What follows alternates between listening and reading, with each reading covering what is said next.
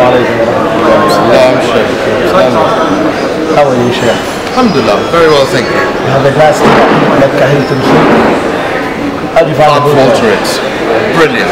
Excellent service. The staff are tremendous. The food, second to none. Very nice. Have you recovered from your Hajj journey so far? Yes, alhamdulillah. We've had a nice, great nap. So alhamdulillah, all the brothers and sisters have congregated, we've done our salah. And now we've had our dinner and just relaxing to the last final day, inshallah. How's your Hajj so far? Hajj, alhamdulillah, I must say, this is my first Hajj. And I've never been Umrah before. So for me, it was jump in the deep end. Having said that, I've heard both sides. There are people who are really trying to put me off. Say, oh, you better be careful, you better be prepared, start walking a month before. And then at the same time, people said, listen, you're going to the house of Allah subhanahu wa ta'ala, and his job is to make it easy for you. And I took the latter. I said, you know what, if I keep listening to these things, just take the plunge, and inshallah he's invited me in his house, and he's responsible for my safety and my well-being. And alhamdulillah, I was telling my wife just a few days back that prior to that I was anxious, I had anxiety. After my first Umrah, I have never been so calm, ever, I can think of. And this Hajj has been hard, naturally. The walking, the blisters, the pains and the aches. But I can tell you, nothing is better than 1-2 hour nap, and I feel I'm good to go. Alhamdulillah. So yes, I feel if your niyyah is there and you've come with the right intention, your Almighty helps you. Yes, it's true. Alhamdulillah. So, yeah. How's the logistic in regard to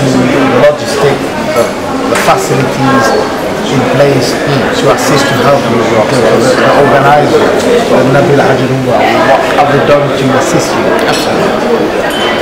I tell you what, we've done a lot of research, and we're the sort of people that we like to look at every aspect, that everything Nabil has promised, has delivered. And I can speak on behalf of all the 168 people who regularly we speak and we say, do you know what, if anyone deserves a praise, it's the organizer. And we remember him in every salah because we see how hard he works. I'll give you a small example. Last night in Mina, there was no room, it was hot. Brother Shakil stepped outside. I wanted to pick him up and put him on my bed. That's how bad I was feeling, but that's one person. He doesn't live for the dunya. So in regards to the organizers, and what makes it happen is brothers like yourself and the people around us, and there is no exaggeration in that respect, because when you have intellectual people around you to guide you, support you, direct you and assist you in every possible manner, life becomes easy. And when you are not around us, you feel lost, and that is when it becomes difficult. You know? So it's yourselves and all the brothers and sisters. So brilliant.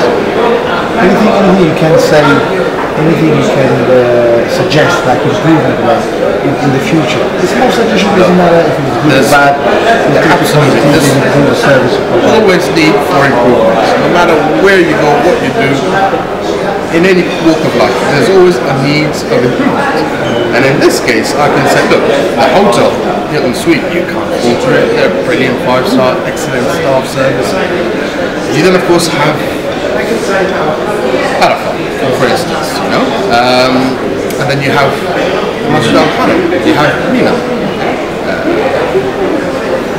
Muzdalifah, of course. Now, yes, I think the government in Saudi has done a lot, but you know what? There's still room for improvement. The logistics, the mass movement of people. We have sheer numbers of soldiers who are prepared and very willingly assisting and helping and guiding. I think the language barrier made a major issue. Now, they assume almost that the whole world should and must speak Arabic. Unfortunately, Islam is not Arabic. We have people from different parts of the world who don't speak Arabic. Myself, I'm a Muslim by birth. I don't speak Arabic. So there should be this common language where at least they should be able to speak English, or at least there should be someone who can, assist. Now, when you stop someone, one of the soldiers say, "Assalamu alaikum, can you tell me where this is?" They'll say, that's it. Now the direction could be the opposite way, but all he's telling you is just go away. So things like that. But again, sabr. Right? You've got to be patient. So in regard to what I was saying earlier, in regard to having that Hajj and Umrah, what can they do to make the Hajj better? Direction of the airport. I think they've done very well. I think Nabil has done very well. I mean, from the airport, right from the start, we were told that yes, we're going to have quite a bit of waits. But again, some things are not in their hands. They're told what to do and when to do. So yeah, as long as we have brothers like yourselves and people who are there to reiterate and pass on the information and guide us along the way, alhamdulillah. I've already told Brother Shakir that next year I wish to become a mother. Inshallah. So that's to say this how pleased I am with what they've done for me. Inshallah.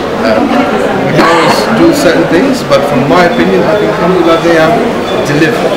I've seen the country where it's the biggest gift, the biggest mercy Allah will have on you. Absolutely. If you bring the mom to Hajj.